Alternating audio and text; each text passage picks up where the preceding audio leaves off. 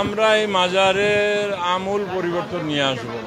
এই দেখেন না 30 কোটি টাকার প্রকল্প চলছে, মহিলা ইবাদতখানা বানিয়েছি, আমরা ওই মুসাফিরখানা করছি, সুউচ্চ দালান, এটা লিফট সহ আধুনিক টয়লেট সুযোগ সুবিধা, ওয়াশরুম, এই সমস্ত বিষয়ে আমরা একটা মুসাফিরখানা বানাচ্ছি। বাইরে থেকে একজন শাহজালালের রহমতুল্লাহের মাজার জিয়ারতে এসে রাত্রি যাবেন, কোথায় করবে না করবে এই সমস্ত বিষয় চিন্তা করে এটা করছি। পিছন দিকে অনেক প্রাচীন কবরস্থান, এইটাকে বাউন্ডারি করছি। তো এমনিভাবে মাজারের সংস্কারের জন্য করব। প্লাস এই যে মসজিদ, এই মসজিদটি অনেক জরাজীর্ণ হয়েছে। এই মসজিদের জায়গায় আমরা অন্তত 100 কোটি টাকা ব্যয়ে আমরা একটি নতুন মসজিদ নির্মাণ করব, যে মসজিদ এতই দৃষ্টিনন্দন হবে, পুরো বিশ্বের মানুষ এই মসজিদের স্থাপত্য কৌশল দেখে সবাই বলবে যে আমাদের সিলেটকে চিহ্নিত করতে পারবে এই মসজিদ দেখে। এই ধরনের একটা মসজিদ নির্মাণ করবে। এটি কিন্তু আপনাদের সকলের উপস্থিতিতে হচ্ছে, সিলগালা করা ছিল, আপনাদের উপস্থিতিতে তালা খোলা হয়েছে এবং সেই তালা খুলে আপনাদের উপস্থিতিতে সেই টাকাগুলো বস্তাতে ভরে এখানে রাখা হয়েছে এবং সকলের উপস্থিতিতে টাকাগুলো এখানে গোনা হচ্ছে। এখানে অস্বচ্ছতার কিছু আছে বলে আমার কাছে মনে হচ্ছে না, আপনি বলতে পারেন? আমরা তো 1 মাস এই কমিটির দায়িত্ব নিয়েছি, এই 1 মাসকালীন সময় অব্যাহত থাকবে। এর পরবর্তীতে আগামী বৃহস্পতিবারে আমরা আমাদের কমিটি বসে পরবর্তী করণীয় এবং দিক নির্দেশনা বা নীতিমালা যেটাই বলেন না কেন এই বিষয়গুলো নিয়ে আমরা একবারে মৌথুল্লি পরিবার, মাদ্রাসা কর্তৃপক্ষ, মসজিদ কর্তৃপক্ষ এবং আমরা যারা আছি সকলেই মিলে আমরা একটা নীতিমালা করব, যেগুলা জনসমক্ষে নিয়ে আসবো। কোনো এখানে কোনো হিডেন কিছু থাকবে না, সব কিছু প্রকাশ্যে আমরা নিয়ে আসবো। সাদা একবারে পুরো বিষয়গুলা যাতে স্বদেশে বিদেশে, আমাদের তো বহু শাহজালালের ভক্তরা বা সিলেটের অধিবাসীরা বহির্বিশ্বে থাকেন, তারাও এই বিষয়গুলো নিয়ে বিভিন্ন জায়গায় কথা বলছেন।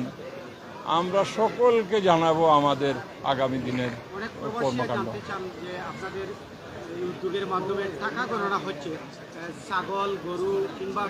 সব না না, এইগুলো সব আমরা কাউন্টে নিয়ে আসবো। ছাগল, গরু বা ভ্যালুয়েবল অন্য কোনো জিনিস যদি দান করে তাকে সবগুলো আমরা নিয়ে আসবো এই আমাদের কাউন্টিংয়ের মধ্যে। প্রশাসনের উপস্থিতিতে সেই টাকাগুলো এখানে প্রকাশ্যে গোনা হচ্ছে। এই টাকাগুলো কিন্তু জেলা প্রশাসকের অ্যাকাউন্টে জমা হবে, যেভাবে বিগত দিনে এটি গণনা করে জেলা প্রশাসকের অ্যাকাউন্টে জমা দেওয়া হয়েছিল। বাট এই টাকাগুলো কিভাবে বন্টন হবে? এখানে ধরেন আপনি অনেক এমপ্লয়ি আছে, হ্যাঁ অনেক এমপ্লয়ি আছে যারা এখানে চাকরি করেন, তাদের বেতনের একটা ব্যাপার আছে। এখানে একটা নোংরখানা আছে, যারা এখানে প্রতিদিন খাবারের ব্যবস্থা থাকে 3 বেলা সম্ভবত।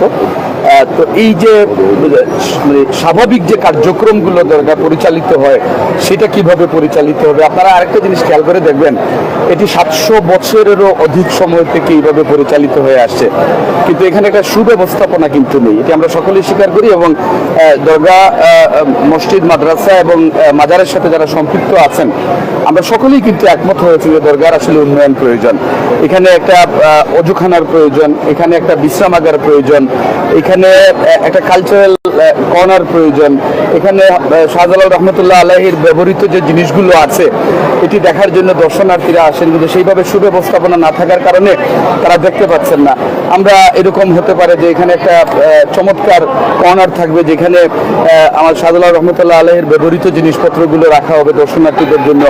700 বছর থেকে কিন্তু অনেকেই অনেক তথ্য দিয়ে অনেক বই রচনা করেছেন, কিন্তু সেখানে এই বইগুলো কিন্তু কোথাও আছে অথবা গেলে গেলে পাওয়া যাবে এরকম কোনো তথ্য এখানে নেই। যারা আসেন তারা এই তথ্যগুলো জানতে চান যে উনি কিভাবে যুদ্ধ করেছেন, বিজয় অর্জিত হয়েছিল, ওনার সময় থেকে বিগত দিনগুলো কিভাবে পরিচালিত হয়েছে, এগুলো অনেকেই অনেক তথ্য দিয়ে বই লিখেছেন। সেটি সংরক্ষণের জন্য একটি উন্নত মানের গ্রন্থাগার এখানে হতে পারে।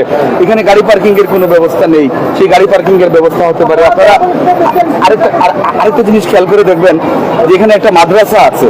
এই মাদ্রাসার যে শিক্ষার্থীরা আছে তাদের জীবনমান উন্নয়নের জন্য, তাদের মানে প্রতিদিনকার যে খাদ্য এবং অন্যান্য আনুষঙ্গিক যে বিষয়গুলো আছে, এটি কিভাবে কি আরো উন্নত করা যায়, তাদেরকে সাপোর্ট দেওয়া যায়, এই বিষয়গুলো কিন্তু আমাদের পরিকল্পনার মধ্যে আছে। তো আমরা আশা করছি যে আগামী এক সপ্তাহের মধ্যেই আমরা এই দরগা এবং মসজিদ মাদ্রাসা কেন্দ্রিক যে বিষয়গুলো নিয়ে আমরা ইতিমধ্যে আলোচনা করেছি সেটা আপনাদের মাধ্যমে আমরা দেশবাসীকে জানিয়ে দিতে পারবো। আরেকটা গুরুত্বপূর্ণ বিষয় হচ্ছে এটি এভাবে চলতে পারে না, হ্যাঁ, এবং এটি আসলে আমরাও চাচ্ছি না, এটি কারোর জন্যই কাম্য না।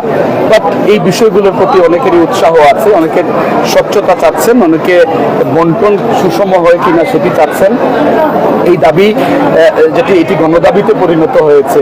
আমরা চেষ্টা করব যে সকলের সাথে কথা বলে জনগণ যে চাচ্ছে, মানুষের যে প্রত্যাশা, সেই প্রত্যাশা অনুযায়ী আমরা একটা চমৎকার সমাধান এবং রূপরেখা হবে ইনশাআল্লাহ। গণনা দেখি 15 দিন পরে পরেই হচ্ছে, গণনা আজকে 16 দিন হচ্ছে।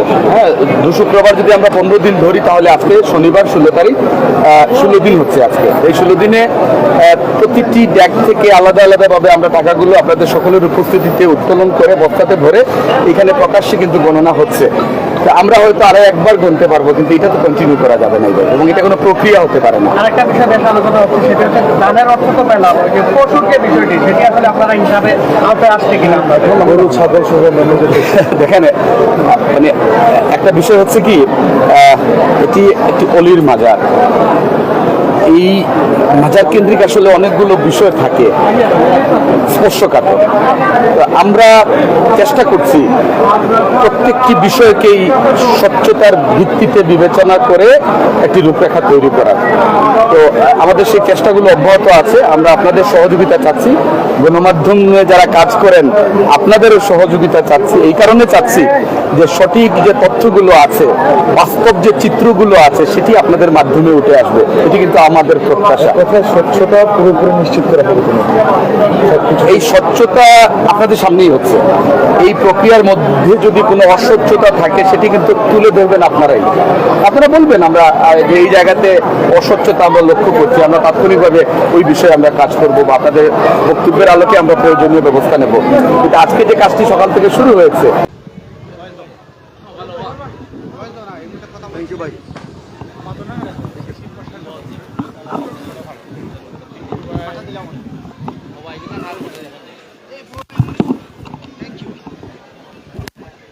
আমরা ইতিমধ্যে বক্তব্য সংগ্রহ করলাম সিলেটের সিটি কর্পোরেশনের প্রশাসক যিনি জনাব আব্দুল কাইম চৌধুরী। আমরা এই মুহূর্তে কথা শুনবো আমাদের সিলেটের আরেক কৃতি সন্তান মানবাধিকার কর্মী টিভি চৌধুরীর কাছ থেকে। ধন্যবাদ আজকের মিডিয়াকে। আসলে প্রত্যাশা আশা ছিল, সিলেটবাসীর প্রত্যাশা আজকে আমার মনে হয় এই টাকা গণনার মাধ্যমে মানুষের আশা প্রত্যাশা পূরণ হবে, এটা আমাদের বিশ্বাস।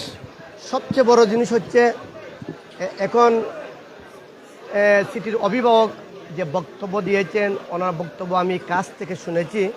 অনেক গুরুত্বপূর্ণ কথা বলেছেন যে এই যে মসজিদটি, পুরাতন মসজিদটি বাংলাদেশের সর্বোচ্চ সুন্দর মসজিদ এটা করা হবে। এর জন্য এই যে টাকা গণনার মাধ্যমে হযরত শাহজালাল রাদিয়াল্লাহুর মাজার বহির্বিশ্বে যে পরিচিতি ছিল, এখন হাজার গুণ সেই পরিচিতি আরও বেড়ে যাবে। আমাদের আশা, আমাদের বিশ্বাস, আমাদের প্রত্যাশা যে এই ডিসি মহোদয় যে রাস্তা দেখিয়ে গিয়েছেন সিলেটবাসীকে, যাতে এই রাস্তা বহাল থাকে, সেটা আমাদের আশা, সেটা আমাদের প্রত্যাশা।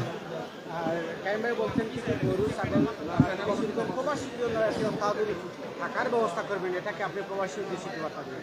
আসলে আমাদের বহির্বিশ্বে আমাদের সিলেট বলতে তো প্রবাসী, আর প্রবাসীদের যে আশা, বাংলাদেশের বিভিন্ন প্রান্ত থেকে যে মানুষ এই শাহজালাল রাদিয়াল্লাহু মাজার জিয়ারতের জন্য আসে, আমি ওনার বক্তব্যকে আমি স্বাগত জানাই, যাতে ওনার বক্তব্যটি সঠিকভাবে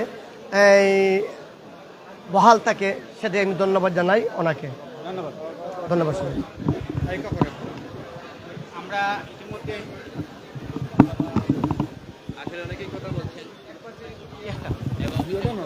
আমরা ইতিমধ্যে কথা শুনলাম মানবাধিকার কর্মী টিপু চৌধুরী, তিনি বার্তা দিয়েছেন এই মুহূর্তে, যেটি যে সিসি প্রশাসক আব্দুল কাইম চৌধুরী যে বার্তা দিয়েছেন সেই বার্তার ধারাবাহিকতা বজায় থাকবে এমনটাই প্রত্যাশা করছেন তিনিও।